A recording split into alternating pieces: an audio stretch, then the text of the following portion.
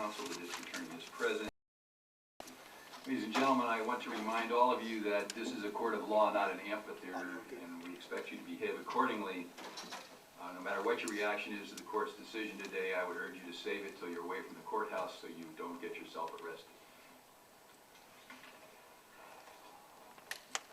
In a murder trial, when the defense proffers the defense of self-defense, the burden is on the people to prove beyond a reasonable doubt that the defendant was not acting in self-defense. My decisions in this case are based on three findings.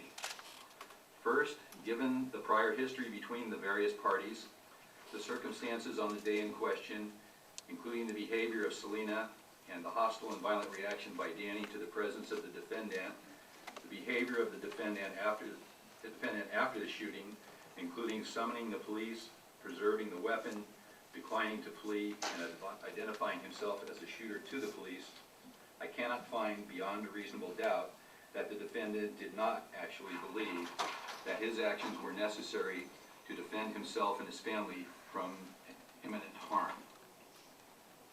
Second, I do find, however, beyond a reasonable doubt, that if the defendant held that belief, it was unreasonable. The reasonable course of action was to summon the police to defuse the situation, separate the parties, or take whatever other action might be appropriate. This so-called imperfect self-defense reduces the crime from murder to voluntary manslaughter. Third, I am unable to find beyond a reasonable doubt that the defendant threatened to kill Danny Flores on the day in question.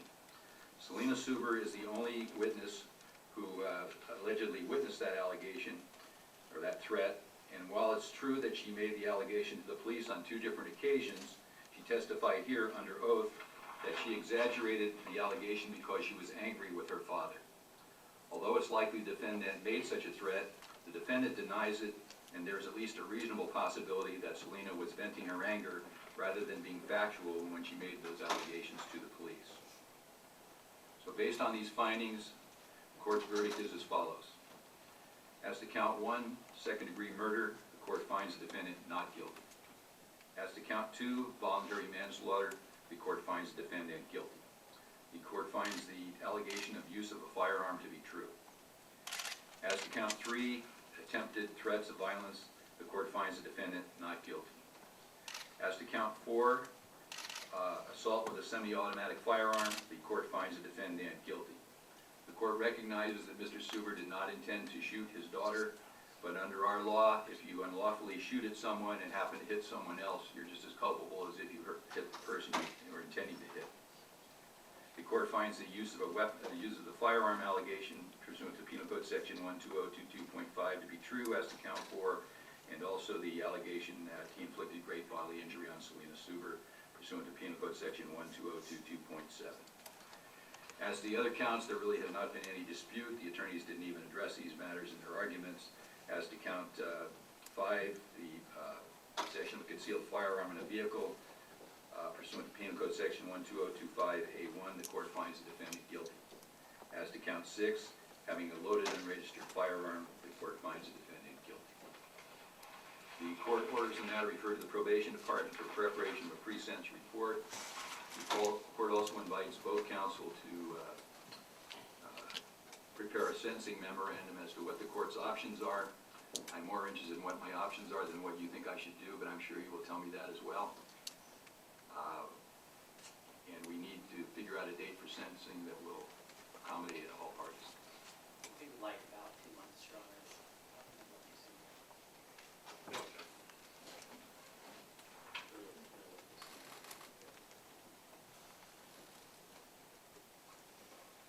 December the 14th at 8:30.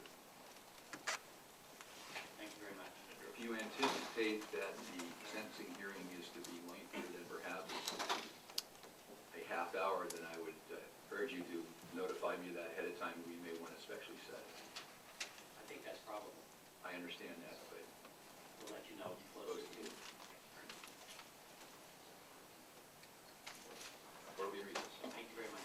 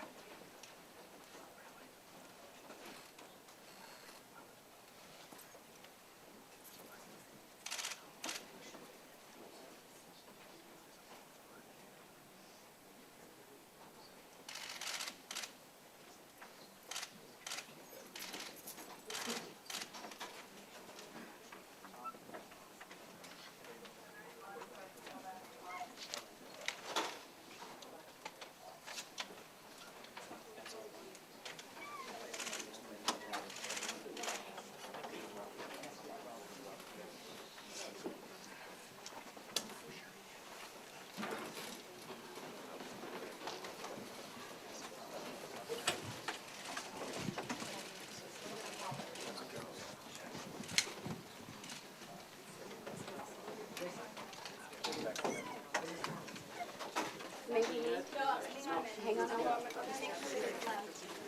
Carolyn Keeley's not there, it's a woman. Carolyn Keeley's not guilty of second degree murder, guilty of voluntary manslaughter, less serious. Well, sentencing is not until December.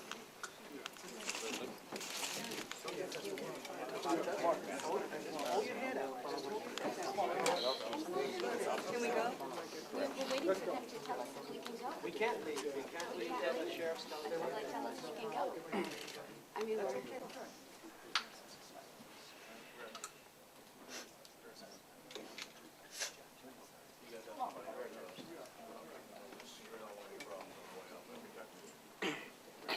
So if you guys want to start piling out, I guess, let you walk with Yes, three.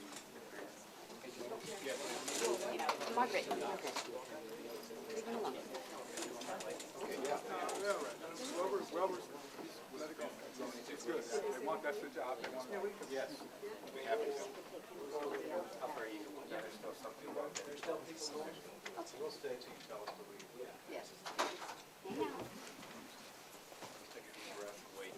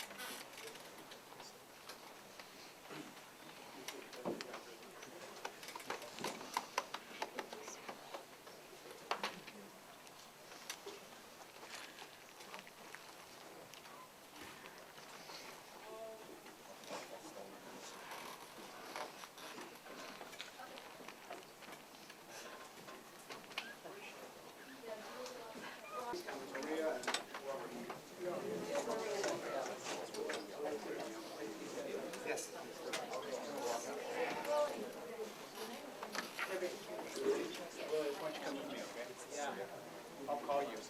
Okay?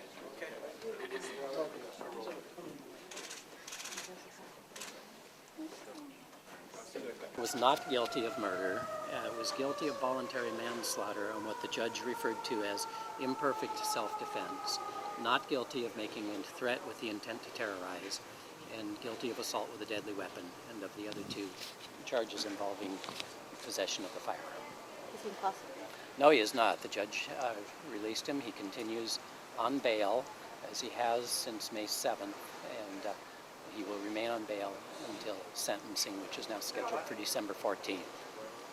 How many years is he facing now with the imperfect? Well, this offense, for what he was convicted of, could carry as much as 26 or 28 years in prison, but he's also eligible for probation. So the judge has tremendous latitude in this matter.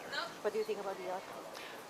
We are not surprised by the outcome. I think it's a very fair judgment by Judge Duncan, and Mr. Suber and his family also believe they got fair treatment, and it's a fair result by a judge who looked at all the evidence impartially and came to the conclusion that Mr. Suber was acting in self-defense, but not what we call perfect self-defense. Imperfect self-defense because there were other choices. We essentially agree with the thinking that Judge Duncan expressed, and that's why I'm not surprised at the verdict. When a parent responds to the call of their child and comes to the defense of their child, we give a lot of allowance for that, an acknowledgement that we as parents, when we fear for the safety of our child, our judgment is expected to be clouded. In this case, Mr. Suber's judgment was clouded. He responded to the calls of his daughter. He did what he thought was necessary at the time. It resulted in a terrible, terrible tragedy that he never intended, that he can never take back. As Mrs. Keeley said, though, when you think your child is in trouble, when you fear for your child, it's like getting kicked in the gut and we don't respond the way we would under other circumstances.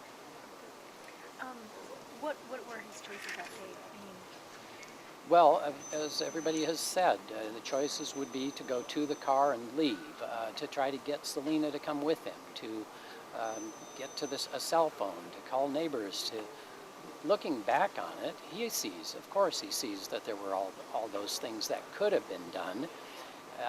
And the problem is that when we're under the circumstances and surrounded by the events that he was surrounded by, you just don't react the way you would with your usual good judgment.